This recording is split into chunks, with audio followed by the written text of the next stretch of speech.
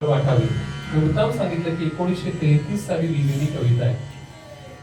या कवितेशी म्हणजे माझा किंवा कुलकर्णी परिवाराचा अजून एक खूप जवळचा आठवण आहे म्हटलं तर अवघड ठरणार नाही.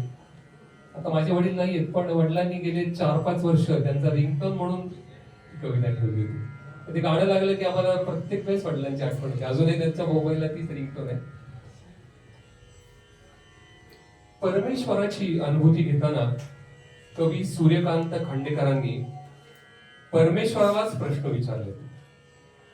विश्वातील जाणवणाऱ्या पंचमहाभूतातील स्वरूपालाच परमेश्वराची अनुभूती मानली. ती कशी? काय मी तुम्हाला पहिली ओळ सांगितली की तुम्ही ती कविता किंवा ते गाणं ओळखाल.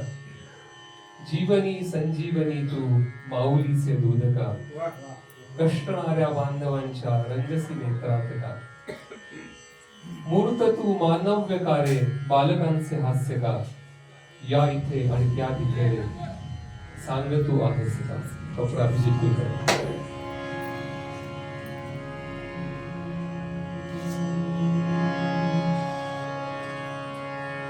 Yeah.